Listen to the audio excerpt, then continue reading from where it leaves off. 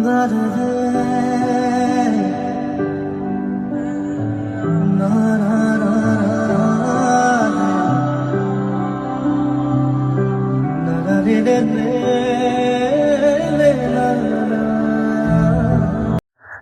দৰ্শক, কি খবৰ? আগৰ সকলে ভালে আছে? আমি ৰাতিপুৱা পাই এনেকে ওলাই গলো গুৱাহাটী অভিমুখে। চাওক আমাৰ ৰাস্তা ইয়ে হয়েছে জলেশ্বৰ সমষ্টিৰ ৰাস্তা আৰু বিৰসিংজোৰা সমষ্টিৰ ৰাস্তা। অসমৰ ভিতৰত যদি আটাইতকৈ বেয়া ৰাস্তা থাকে এইখন ৰাস্তাখনে আছে। আমি গৈ আছো গুৱাহাটী এটা কামত, চাই থাকক আমাৰ ব্লগখন। অলপ অসুবিধাৰ কাৰণে আমি ভিডিঅ'খন বনাব পৰা নাই। আহি আমি গুৱাহাটীলৈ পালো আৰু আমি এতিয়া যাম আমাৰ হিয়াৰ আমঠু জুবিন গাৰ্গৰ সমাধি ক্ষেত্ৰলৈ। চাই থাকক, আমাৰ কন্টিনিউ কৰি থাকক আমাৰ ব্লগখন। চাওক কিমান গুৱাহাটীত ট্ৰাফিক জাম ভাই, ক'বই নোৱাৰো। ইমান ট্ৰাফিক জাম, বহুত ট্ৰাফিক জাম যাক কয়। আহি আমি জুবিনদাৰ সমাধি ক্ষেত্ৰ আহি পালো। চাওক আপোনালোকে, আমি দৃশ্যবিলাক দেখাই আছো কিমান সুন্দৰ।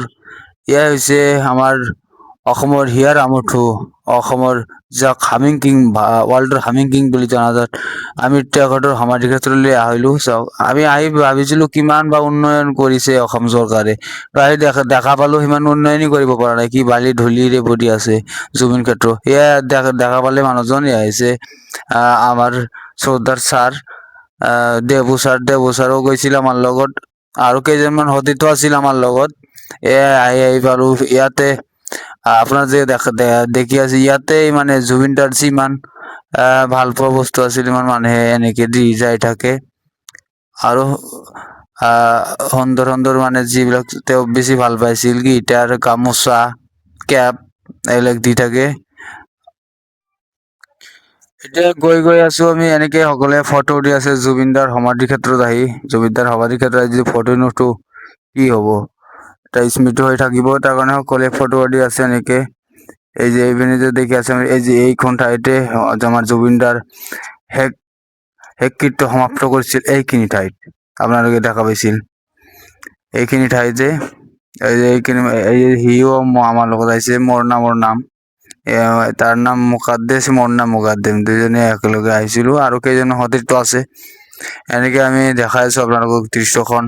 আপোনালোকেও যাব সমাধি ক্ষেত্ৰলৈ সোণাপুৰত, বহুত ভাল লাগিব।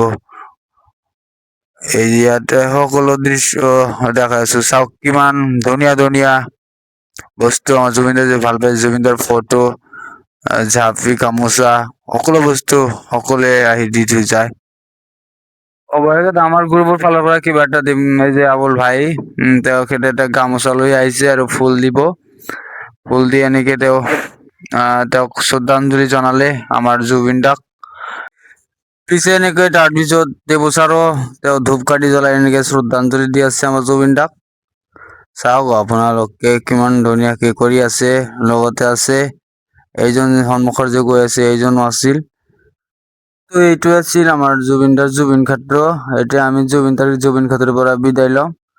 আমি গুচি যাম আকৌ গুৱাহাটীলৈ, আমাৰ বিশেষ এটা কাম আছে। এই যে দেখি আছে এইজন ব্যক্তিৰ লগতে আহিছিলো। মোৰ উদ্দেশ্য আছিল বেলেগ এটা, আমাৰ অফিচ লৈ আহিছিলো তেওঁৰ এটা বিশেষ কামৰ কাৰণে। এতিয়া আমি গুচি যাম। Bye bye, Tata. বেলেগ এটা ব্লগত দেখা পাব। ধন্যবাদ।